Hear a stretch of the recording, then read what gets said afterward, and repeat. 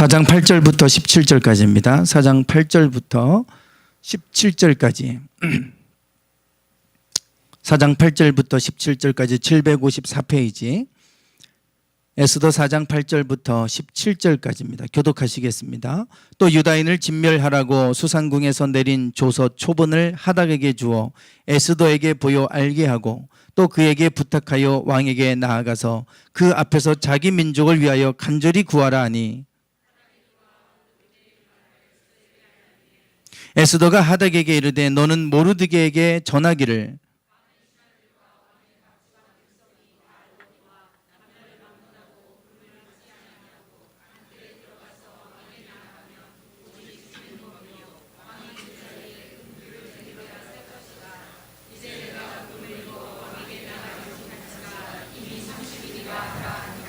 그가 에스더의 말을 모르드게에게 전하매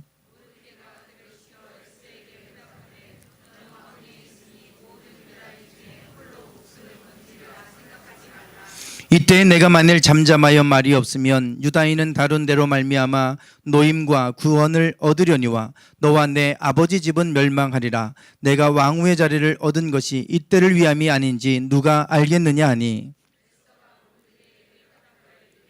당신은 가서 수산에 있는 유다인을 다 모으고 나를 위하여 금식하되 밤낮 3일을 먹지도 말고 마시지도 마소서. 나도 나의 시녀와 더불어 이렇게 금식한 후에 규례를 어기고 왕에게 나아가리니 죽으면 죽으리이다 하니라.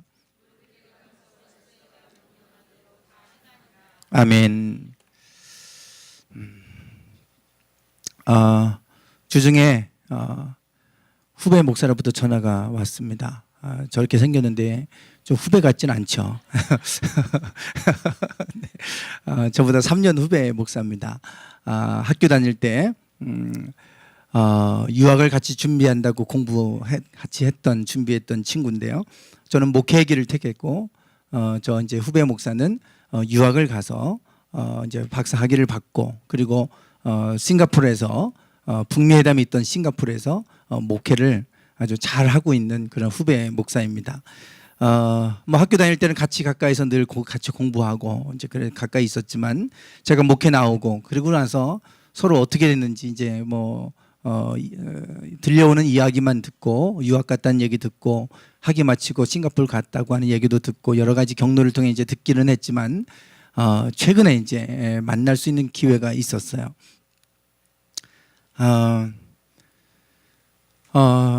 몇 주, 한 3주 전인가요?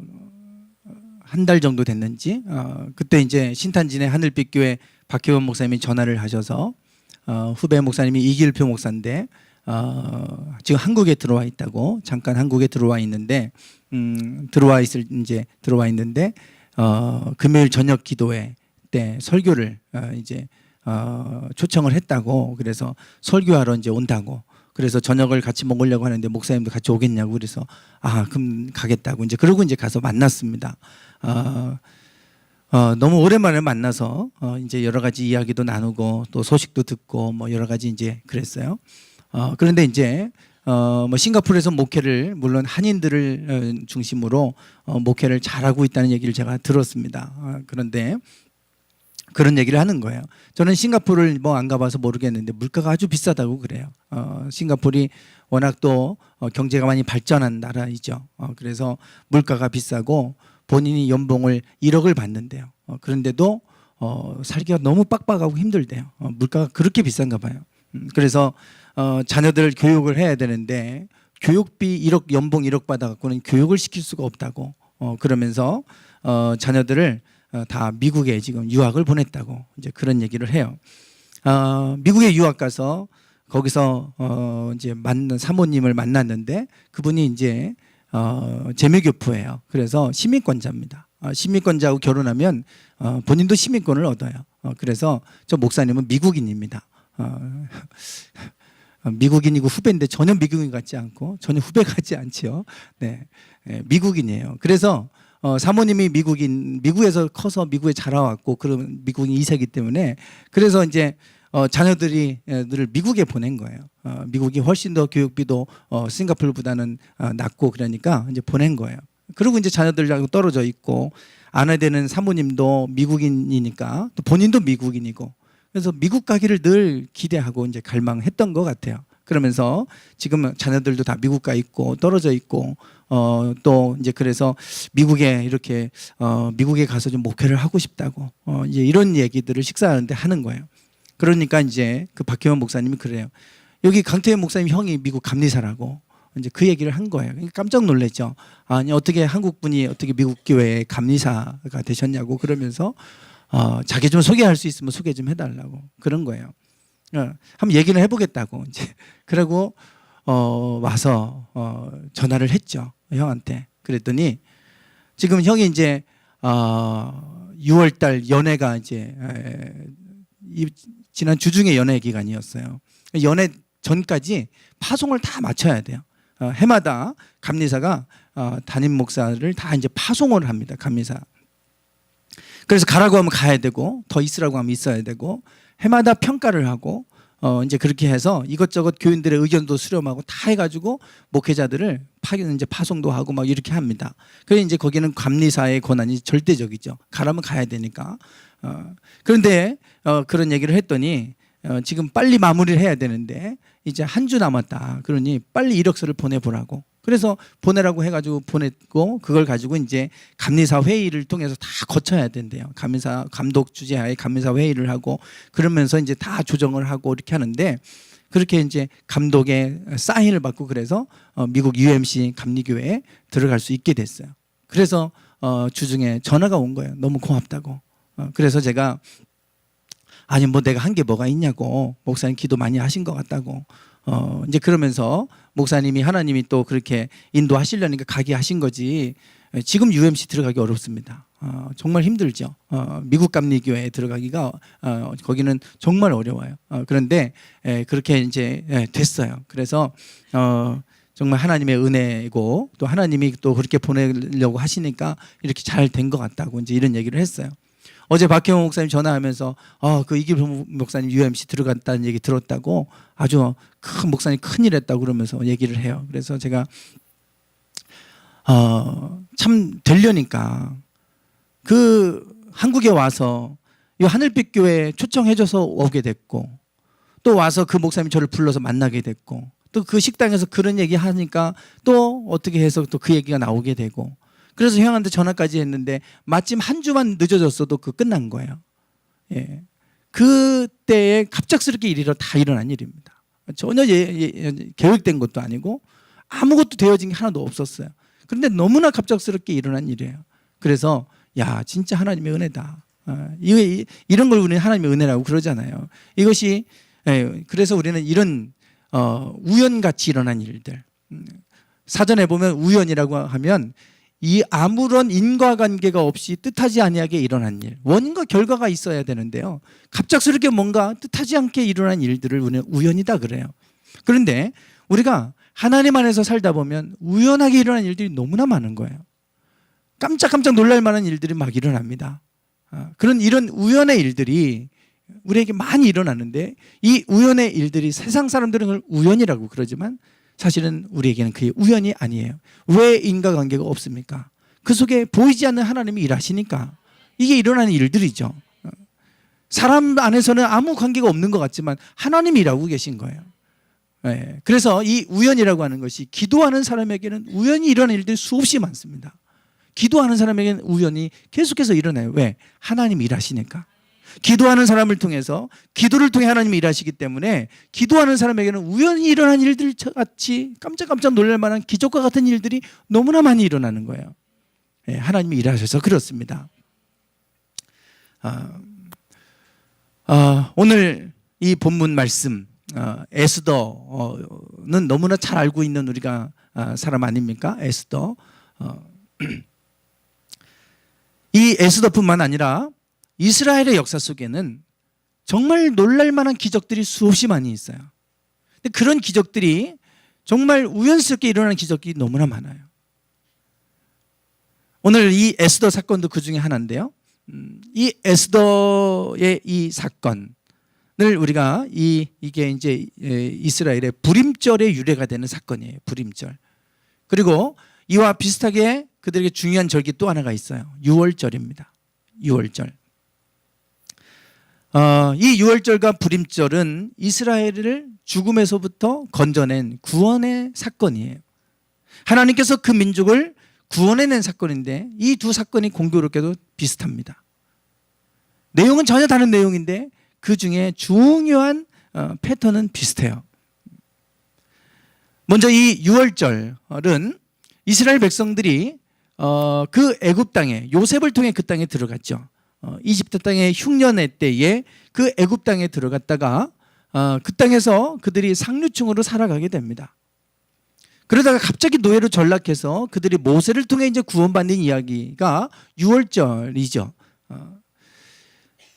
모세가 바로를 통해서 이스라엘 백성들을 구원해낼 때 10가지 재앙이 임했고 그 10번째 재앙은 첫 번째 장자의 생명을 걷어가는 거예요. 아들뿐만 아니라 가축의 첫 번째 소생들은 다 하나님의 생명을 거두어 가셨어요. 그때 유대인들에게는 그 양을 잡아서 양의 피를 저 문설주에다가 이렇게 바르도록 시켰습니다. 그러면 그 어린 양의 피가 발라진 문은 그 죽음의 영이 건너뛰었죠. 그래서 유월은 건너뛰다는 뜻입니다. 건너뛰었다. 유월절은 건너뛴 거예요. 죽음의 영이 건너뛰었고 저 피가 발라지지 않은 집들은 첫 번째 생명은 다 거둬갔어요. 그래서 이 바로가 결국 항복하고 빨리 나가라 니네. 그래서 이제 그들이 홍해를 가르고 가나안 땅을 향해 나가는 구원이 시작됩니다. 그게 유월절이죠. 네. 이 유월절 이것이 시작이 된 게 어떻게 시작이 되냐면 먼저 요셉이 죽을 때 창세기 50장에 가면 이런 유언을 합니다. 뭐라고 얘기하냐면 요셉이 또 이스라엘 자손에게 맹세시켜 이르기를 하나님이 정녕 너희를 권고하시리니 너희는 여기서 내 해골을 메고 올라가겠다 하라 하였더라. 요셉이 죽으면서 그들이 지금 요셉이 총리였기 때문에 가장 좋은 고센 땅에 살고 있었고 상류층으로 지배계층으로 살고 있었어요. 그 요셉과 그 형제들 자손들은. 그런데 요셉이 죽으면서 그들에게 맹세시킨 게 있어요. 유언처럼 남기면서 맹세시킨 것이 뭐냐면 너희들이 하나님이 아브라함 우리 조상에게 준 땅으로 다시 돌아가라. 그렇게 돌아가겠다고 내 해골을 메고 돌아가겠다고 약속해라. 약속했어요. 근데 돌아가지 않은 겁니다. 그들이 그 땅이 너무 좋은 거예요. 이집트 땅이 살기 좋고 고센 땅에서 자리 잡았고 상류층으로 살고 있는데 왜 가겠습니까? 그게 안 가는 거예요. 그러니까 요셉이 죽고 나서 시간이 흘러서 요셉을 알지 못하는 새 왕이 일어납니다. 요셉을 알지 못하는 왕이라고 일어났다는 것은 전혀 지금 다른 민족이 그 이집트를 무너뜨리고 새로운 왕조를 세워버린 거예요. 그러면서 그 지배계층이 이제 노예계층으로 확 바뀌어버리는 사건이 된 겁니다. 그래서 그들이 갑작스럽게 노예로 전락해버렸어요. 그래서 그들이 이제 그들이 상류층으로 살다가 노예로 갑자기 전락돼서 그들이 살게 되죠. 그래서 그들을 괴롭게도 하고 비동과 라암셋을 건축하게 하는 노예를 삼아버리는 일이 일어나게 됩니다. 이런 가운데 하나님은 어떤 일을 하고 계셨는가? 그때 하나님은 누구를 준비시킵니까? 모세를 준비시키시죠. 이 갈상자에다가 모세를 더 이상 키울 수가 없으니까 3개월 동안 숨겨서 키우다가 첫 번째 그러니까 아들들이 나면 다 죽이라고 했는데 죽일 수가 없으니까 살리려고 이제 상자에다가 나일강에 띄워 보냈는데 그 이집트의 그 바로의 딸 공주가 그거를 보고 그 아이가 없었기 때문에 그 너무나도 이뻐 보이니까 양아들 삼은 거예요. 그래서 이집트의 왕자로 자라게 되죠. 하나님께서 지금 이스라엘을 구원할 준비를 하고 계세요. 왕자를 세우잖아요. 에스더는 왕후가 되잖아요.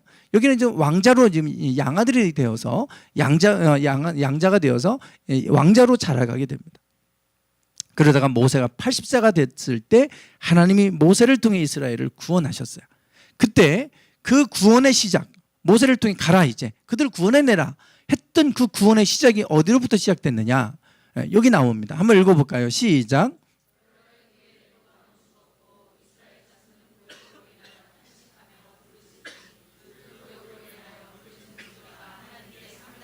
네, 지금 여기 보면 애굽 왕이 죽었어요. 그리고 왕이 바뀌었습니다. 그러면 상황이 나아질 줄 알았는데 나아지기는커녕 그들은 여전히 노예로부터 더 고통받는 삶 가운데 있게 되는 거예요. 그러니 이제 소망이 없다. 왕이 바뀌면 나아지려나 그랬는데 나아지는 게 하나도 없어요. 그래서 그때부터 그들이 하나님 앞에 어떻게 합니까? 탄식하며 어떻게 했어요? 부르짖기 시작합니다. 하나님, 우리를 좀 구원해 주세요. 우리를 좀 살려주세요. 그 고역으로 인해서 그들이 부르짖는 소리가 하나님 앞에 상달될 정도로 그들이 부르짖게 됐어요. 그랬더니 하나님이 그 소리를 들으셨어요. 그리고 3장에서 모세를 떨기나무에서 부르시는 장면이 3장에 나옵니다. 이 이야기 다음에 바로 3장으로 넘어가요. 하나님이 그 소리를 들으시고 이제 구원의 일을 시작하시는 거예요. 그 전에 하나님은 구원할 준비를 하고 계셨어요. 그들이 부르짖기 전에도 하나님은 그들을 구원할 준비를 이미 하고 계셨잖아요. 그러나 부르짖기 시작했을 때, 그 소리가 하나님 앞에 상달되기 시작했을 때 하나님은 모세에게 나타나셔서 그래서 그들을 구원해내도록 하나님 일하기 시작하셨어요. 구원의 시작은 기도로부터 시작되는 걸 보게 됩니다. 기도할 때 이 놀라운 역사와 기적들이 일어나는 거예요. 왜? 하나님 일하시니까. 그래서 그 시작은 기도로부터 시작됩니다. 오늘 에스더 사건도 마찬가지예요. 에스더의 사건, 이 에스더의 사건을 우리는 그 절기를 부림절이라 그래요. 푸림이라고 되어 있는데요. 지금도 이스라엘은 푸림절이라고 해서 검색을 해보면요, 온 그 이스라엘 사람들이, 유대인들이죠, 정확히 말하면 그 사람들이 아주 무슨 뭐 삐에로 복장이든 뭐 이상한 복장들을 하면서 그들이 아주 기쁨을 누리는 절기예요. 기쁨과 최고의 축제의 날이 이 푸림절이에요. 이스라엘의 양대 절기, 그러면 푸림절하고 저는 6월절인 줄 알았는데 그들에게는 6월절보다도 그 이후에 푸림절을 더 크게 지키고 있더라고요. 푸림절. 그리고 또 하나는 그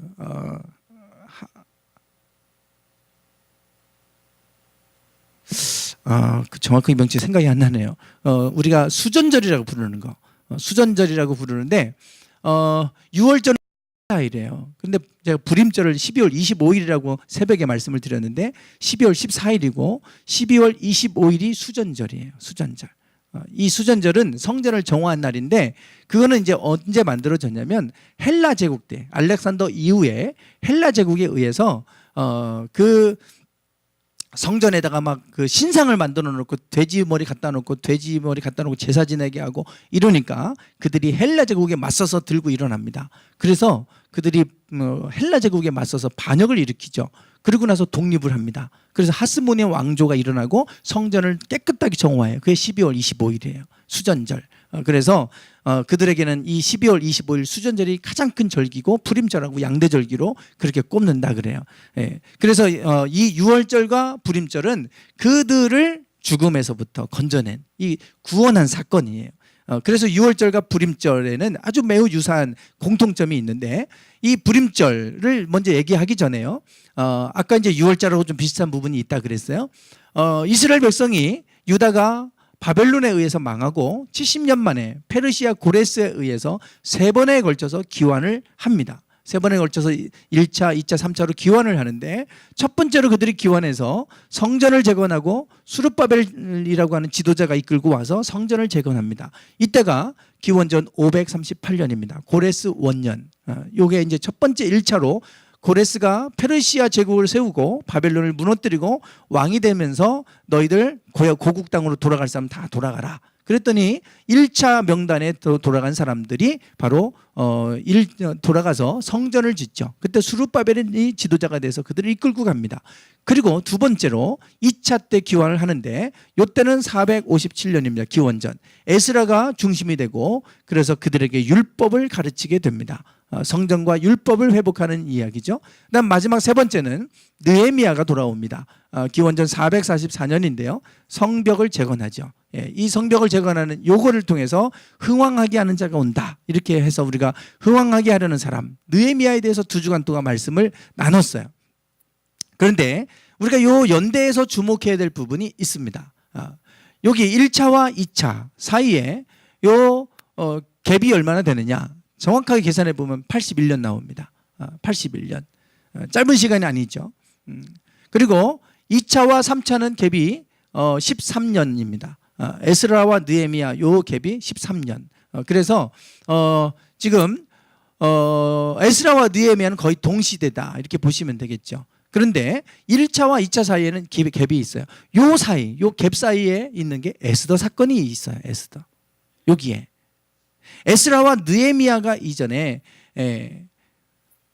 에스더 사건이 있게 됩니다.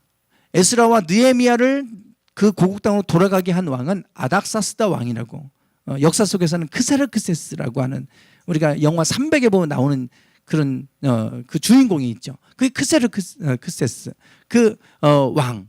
그 이전에 그 아버지가 아하수에로 왕인데, 그 아하수에로 왕의 부인이 에스더입니다. 바로 그 시대예요. 그때 일어난 에스라와 느헤미야가 2차와 3차 기환하기 전에 아하수에로 왕 때, 요 시기에 일어난 사건이 에스더 사건이에요. 자, 그러면 우리가 이거를 통해 아까 6월절에서 이스라엘 백성들을 요셉이 너희들 내가 이제 유언을 하면서 내 유고를 메고 너희는 돌아가겠다고 해라, 맹세를 받았는데 안 돌아갔죠.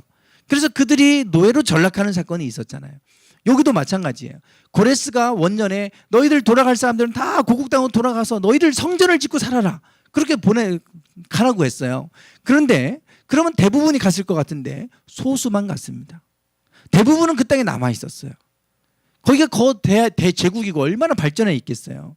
그러니까 그 땅이 좋은 거죠.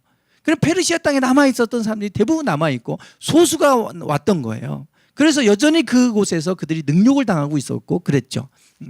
그때 그러니까 요때 하만을 통해서 그들이 다 죽임을 당할 만한 일이 일어나게 되는 거예요. 그래서 에스더가 그때 왕후의 자리에 있다가 그때 그들을 구원해내는 사건이 있었어요. 하나님이 가라고 하는데 안 가고 남아 있으니까 그들이 그 땅에서 다 전멸할 위기에 처해진 상황에서 구원받은 사건이 불임절입니다. 그러니까 6월절하고 비슷하잖아요. 그래서 이 에스더 사건을 이해할 때는 바로 요거를 우리가 좀 이해를 하셔야만 합니다. 오늘 등장하는 주인공이 에스더인데요.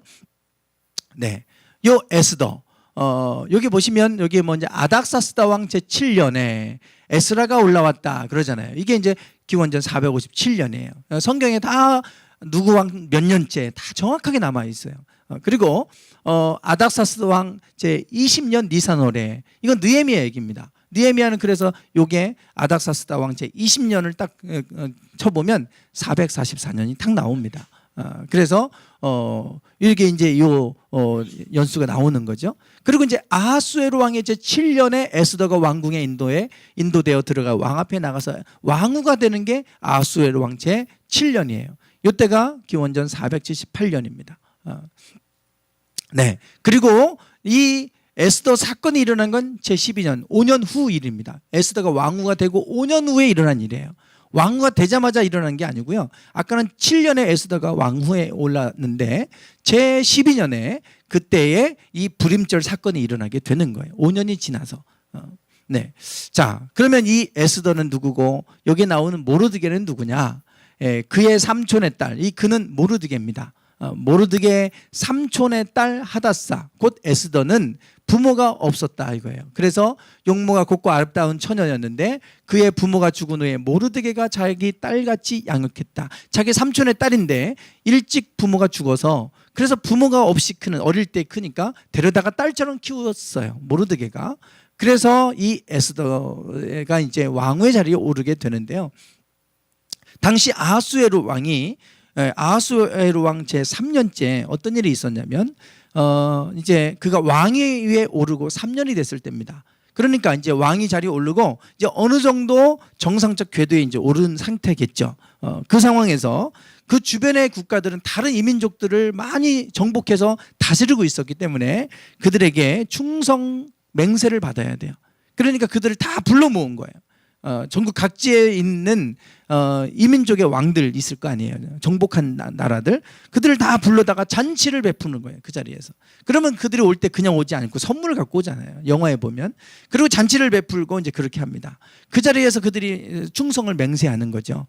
그런 자리인데 그 자리에서 아하수에로 왕이 자기 부인 와스디를, 그 왕후 와스디를 그들에게 자리에 좀 보여주고 소개도 하고 그 미모의 아름다운 자기 아내를 좀 자랑하고 싶었는지 잔치 자리에 나오라고 했는데 와스디가 나오질 않은 거예요. 뭔가 기분이 안 좋았는지 부부싸움을 했는지 몸이 안 좋았는지 나오질 않았어요. 그러니 그런 자리에 와스디를 오라고 했는데 안 와버리니까 자기 권세가 땅에 떨어졌겠죠. 막 화가 나가지고 와스디를 폐위시켜 버렸습니다. 그리고 나서 이제 제7년에 4년이 지난 채 7년에 이제 왕후를 선출을 하려고 전국 각지의 아름다운 여인들을 다 불러 모은 거예요. 그 자리에 에스더도 함께했고 그랬는데 에스더가 왕의 사랑을 받는 여인이 돼서 택함을 받아서 왕후의 자리에 오르게 되죠. 이제 이것이 이제 오늘 에스더의 배경이 됩니다. 그런데 문제는 모르드게는 그 왕궁에서 이미 신하로 있었어요. 능력을 인정받아서 모르드게는 신하로 있었는데 그때 총리가 하만입니다. 하만이 총리의 자리에 오르면서 이 아하수에루가 아주 가장 신임했던 사람이 하만이에요. 이 하만에게 모든 권력을 다 주고 맡기고 그가 잘 다스리도록 한 거예요. 이 하만이 아주 기세가 등등했죠. 모든 실세니까 모든 사람들이 하만 앞에 엎드려 절하고 막 그러는 거예요. 굽신거리고. 그런데 모르드게만큼은 그 하만에게 절하지 않습니다. 하나님 외에는 절대 어느 누구에게도 절하지 않겠다. 그리고 모르드게는 자기 믿음을 지키고 그렇게 하만에게 절하지 않았고 굽신거리지 않았어요. 그것이 기분이 나빴어요, 하만이. 그래서 모르드게만 그냥 죽이면 안 되겠다. 저 민족을, 저 아주 거만한 민족을 다 죽여야 되겠다. 그리고 이제 이 모르드게뿐만 아니라 유다인을 죽일 만한 법을 만들어 놓은 거예요, 왕에게. 왕이 이 모든 이민족들 다 다스리려면 강력하게 다스려야 되는데 저들이 자기들의 신앙을 내세우고 저들이 이 나라의 법을 잘 지키려고 하지 않으니 저들을 진멸할 수 있게 해 주십시오. 그래야 본보기가 돼서 다른 나라들도 이렇게 못합니다. 왕이 거기다 도장을 찍어버렸어요. 그게 모르드게와 관련된 것인지도 몰랐고 그래서 그 일이 진행돼서 그들이 이제 그 법에 의해서 다 죽임을 당할 상황에 처해진 겁니다. 히틀러 때의 상황과 비슷하죠. 히틀러 때도 그 얼마나 많은 사람이 그 죽임을 당해서 학살을 당했습니까? 홀로코스트라고 해서 지금도 그것이 기억될 만큼 너무나도 끔찍하게 그들이 죽임을 당했잖아요. 이스라엘 역사에는 이런 역사들이 너무 많아요. 그들이 끔찍하게 아무 죄 없이 그냥 미움받고 그들이 완전히 전멸당할 상황 가운데 놓인 경우가 얼마나 많은지 몰라요. 그중에 하나가 이 불임절 사건인데 이 상황을 모르드게가 에스더에게 좀 전해준 거예요. 지금 우리가 다 죽게 생겼다. 이제 이 상황에서 구원할 사람은 너밖에 없다. 그러니 네가 가서 왕에게 가서 이 사실을 알려라. 이런 거예요. 그러니까 지금 에스더가 회신을 했어요. 그의 신하를 통해서 이 모르드게 회신을 했습니다. 회신을 한 내용이 이거예요. 왕의 신하들과 왕의 각 지방 백성이 다 알거니와 남녀를 막론하고 부름을 받지 아니하고 안뜰에 들어가서 왕에게 나가면 오직 죽이는 법이요. 당연하죠. 왕이 부르지 않았는데 남자든 여자든 가면 암살할 줄 어떻게 알아요? 왕을 암살하려고 들어가는지 어떻게 합니까? 허락받고 들어가야죠. 지금 김정은도 그렇게 막 경호하잖아요. 그 당시 이렇게 경호하는데 어떻게 그냥 허락도 안 받고 들어갑니까? 그건 반역죄로 그 자리에서 즉결 처형을 당했죠. 그러니 남녀를 막론하고 부름을 받지 않고 안뜰에 들어가서 왕에게 나가면 죽이는 법인 거 아시지 않습니까? 그 얘기예요. 왕이 그 자에게 금규를 내밀어야 그는 삽니다. 왕이 그 금규를 내밀면 그래도 왕이 인정을 하는 거기 때문에 그래도 사는 거다. 그런데 부름을 내가 입어서 왕에게 나가지 못한 지가 이미 30일이 지났습니다. 왕 앞에 내가 나가지 못한 지가 벌써 30일이 됐는데 부르지도 않았는데 내가 가면 나 죽습니다. 이거예요. 얼마든지 맞는 얘기고 모르드게가 볼 때도 충분히 이해할 만한 그런 이야기입니다. 그런데 모르드게는 또 회신해요. 모르드게가 에스더에게 회답한 내용입니다. 너는 왕궁에 있으니 모든 유다인 중에 홀로 목숨을 건지리라 생각지 말라. 지금 우리 민족이 다 죽게 생겼는데 너 혼자 살겠다고 그러지 말라 이거예요. 이때에 내가 만일 잠잠하여 말이 없으면 유다인은 다른 데로 말미암아 노인과 구원을 얻으려니와 너와 내 아비집은 멸망하리라. 내가 왕후의 자리를 얻은 것이 이때를 위함이 아닌지 누가 알겠느냐. 모르드게의 신앙이 여기 나옵니다. 모르드게의 믿음은 대단했어요. 만약에 지금 네가 잘나서 그 자리에 올라간 줄 아느냐? 네가 그렇게 아름다워서 네가 왕후가 된 줄 아느냐? 세상에 미모로 치면 아름다운 여인이 얼마나 많았겠어요. 굳이 에스더가 아니어도 미인을 찾으려면 수도 없이 많았겠죠. 네가 하나님의 때가 있어서 하나님이 너를 통해서 하실 일이 있기 때문에 너를 그 자리에 앉게 하신 거 아니겠느냐. 만약에 그럼에도 불구하고 네가 잠잠하고 가만히 있다면 너와 내 아비집은 멸망할 것이다. 이때를 위해서 하나님 너를 세우셨는데 내가 잠잠하고 가만히 있다면, 너 혼자 살겠다고 그러고 있으면 너 멸망할 것이다. 그러나 유다인은 하나님의 백성이기 때문에 다른 데로 말미암아 노임을 얻을 것이다. 네가 아니더라도, 네가 하지 않아도 다른 데로 말미암아 구원을 얻을 것이다. 우리가 알아야 될 게 그거예요. 하나님께서 내가 아니면 아무것도 안 될 것 같지만 아닙니다. 하나님은 내가 아니어도 누군가를 통해서도 하나님 일하세요. 하나님이 일하실 때는 누군가를 통해서도 일하세요. 심지어는 우리가 볼 때 도저히 이해 안 되는 트럼프 같은 사람을 통해서도 일하십니다. 일어날 수 없는 일들이 일어나잖아요. 그래서 저는 정말 이 하나님의 시간표가 있어요. 하나님의 때가 되면 하나님이 일하기 시작합니다. 그러면 인간의 생각을 뛰어넘는 일들이 일어나요. 지금 트럼프가 이런 일을 하고 있는데요. 지금 이스라엘 땅에서도 예루살렘으로 그 대상을 이전했고 예루살렘을 수도로 인정해서 뭐 세계가 발칵 뒤집혔잖아요. 북한하고 지금 북미 정상회담을 합니다. 뭐 비난도 많이 쏟아져요. 그런데 올해가 이스라엘이 독립한 지 70주년이고 우리나라도 1948년 8월 15일 광복 70주년이 똑같이 70년이 된 해예요. 이스라엘이 70년 만에 포로에서 돌아오겠다. 70년은 매우 의미가 깊은 해죠. 이 70이라고 하는 이 올해는 매우 중요한 의미를 갖고 있는 해입니다. 그런데 이런 역사적 사건이 지금 일어난 거예요. 두 건이나. 그것도 트럼프 대통령을 통해서 일어난 거예요. 에스더의 사건을 통해도 마찬가지입니다. 지금 이 사건이 일어나는데요. 네가 아니면 다른 누군가를 통해서도 하나님의 시간이라면, 하나님이 일하신다면 다른 데로 말미암아 이스라엘 백성을 구원을 얻는다. 그러나 너와 내 앞에 집은 어떻게 될 거냐. 이렇게 회신을 한 거예요. 만약에 여러분들이 에스더라고 생각을 해보십시오. 협박이잖아요. 협박. 너 혼자 살겠다고 그래? 너 그러면 하나님이 너 진노하셔서 너 저주받아. 그러나 우리는 하나님이 또 다른 누군가를 통해 우리를 살리실 거야. 이렇게 얘기하면 기분 팍 상하겠죠. 지금 내가 없는 얘기한 것도 아니고 지금 내 상황을 얘기했는데 어떻게 이렇게 얘기할 수 있어? 아무리 나를 아버지처럼 키워주신 분이라고 해도 그렇지, 내가 그래 왕인데 기분 나빠할 수도 있어요. 그러나 에스더는 여기에 대해서 반응하죠. 이게 오늘 우리가 기억해야 될 중요한 말씀입니다. 한번 읽어보겠습니다. 시작.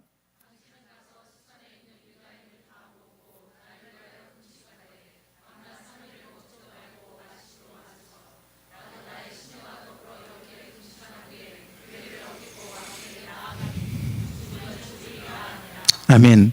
이 상황에서 에스더는 모르드게의 말에 뭔가 깨달은 바가 있었어요. 아, 정말 이때를 위해서 하나님 나를 세우셨나 보다.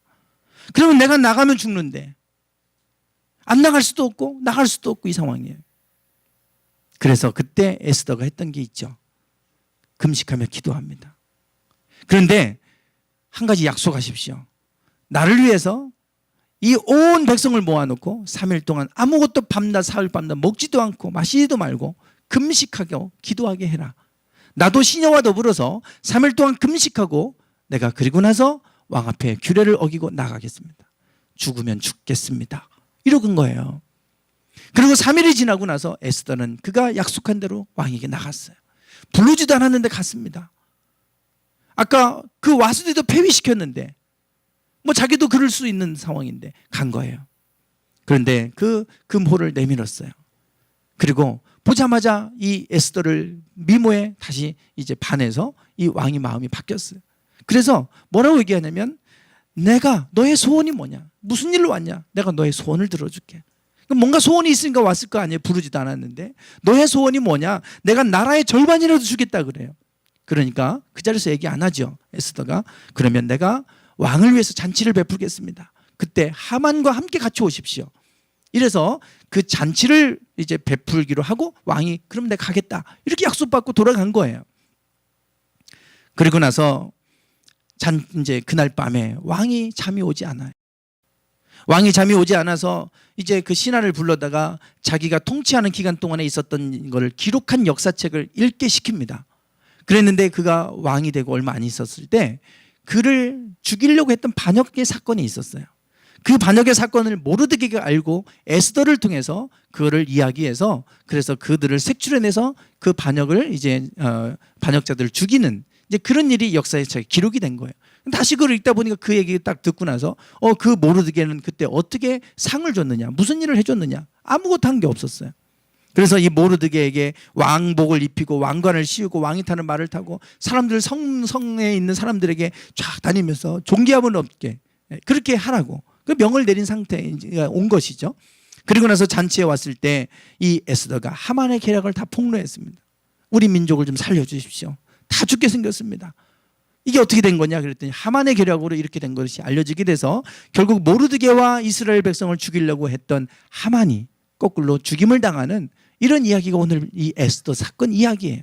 이것이 그래서 그들이 구원받은 이 날을 기억하고 불임절로 영원히 지키도록 해서 지금도 불임절을 지키고 있게 된 이 사건이 성경의 기록에 남아 있습니다.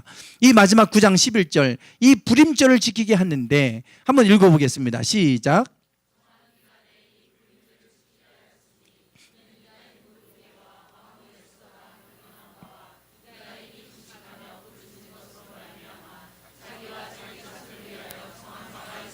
네, 이 불임절을 다 지키게 했어요. 그 정한 기한을 잡아. 그게 이제 아달월 14일, 12월 14일입니다. 12월 14일. 1월 14일 한 달밖에 차이 안 나요. 6월절하고. 그래서 이 기간에 그들이 이 불임절을 지키게 했는데 그것은 뭘 기억하려고 하냐면 유다인이 금식하며 불이 지진 것으로 말미암아 구원받은 것을 기억하도록 하기 위해서 불임절을 지키게 했다 이거예요.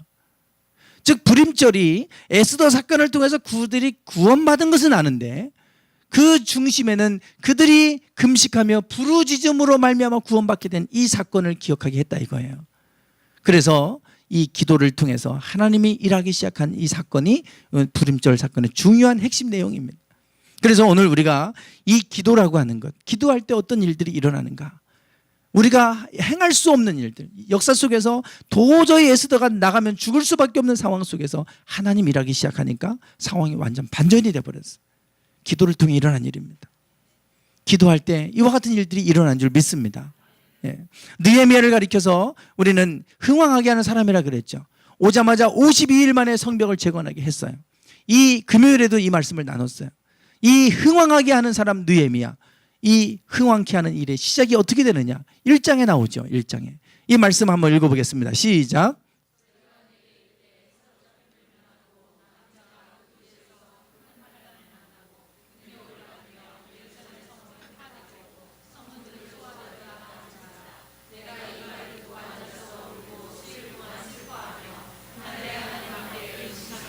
네, 여기도 마찬가지예요. 느헤미야가 그 소식을 듣고 슬퍼하며 금식하며 기도했다 그랬잖아요. 여기서부터 하나님 일하기 시작하셨어요. 그래서 그에게 이 느헤미야를 술 맡은 관원이 돼서 왕 앞에 나갈 수 있는 자리에 올라가게 하셨고, 그래서 왕의 대면하에서 느헤미야를 예루살렘의 총독으로 가게 해서 그래서 성벽을 재건하는 일을 하게 하셨어요. 그리고 나서 이들이 신앙의 부흥운동이 일어나게 했던 사람이 느헤미야였죠. 하나님 앞에 금식하며 기도하는 이 사건을 통해서 흥왕하는 일은 시작됐습니다. 오늘 흥왕하는 일들이 일어나기 원한다면 우리는 기도를 해야 돼요. 그때 하나님 일하시니까요. 우리가 아무리 해도 할 수 없는 일 같으면 기도할 때 하나님 일하시는 줄 믿습니다. 기도할 때 얼마나 많은 일들이 일어납니까? 그래서 예레미야는 이렇게 말합니다. 같이 한번 읽어보겠습니다. 시작. 이를 행하는 여호와, 그것을 지어 성취하는 여호와, 그 이름을 여호와라 하는 자가 이같이 이르노라. 너는 내게 부르짖으라. 내가 내게 응답하겠고 내가 알지 못하는 크고 비밀한 일을 내게 보이리라. 아멘. 하나님은 일을 행하시는 여호와십니다. 그리고 그것을 지어서 성취하시는 여호와십니다. 그런데 그 일이 언제 일어납니까? 부르짖을 때 응답하겠다 그러셨어요. 부르짖을 때 그 일을 행하시고 그것을 지어 성취하게 하시는 하나님은 부르짖어 기도할 때 하시겠다고 약속하세요.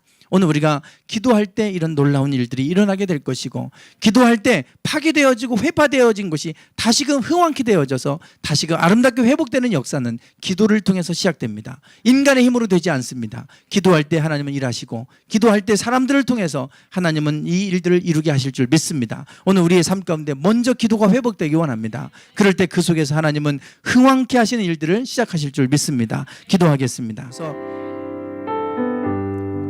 지금은 우리 주 예수 그리스도의 은혜와 아버지 하나님의 극진하신 사랑하심과 성령님의 감동 감화 충만하심이 하나님의 역사하심을 보고 그 하나님의 행하시는 위대하심 가운데 함께 기도로 참여하기를 소망하는 당신의 사랑하는 모든 성도들 위해 이제부터 영원토록 함께 하시기를 간절히 축원하옵나이다. 아멘.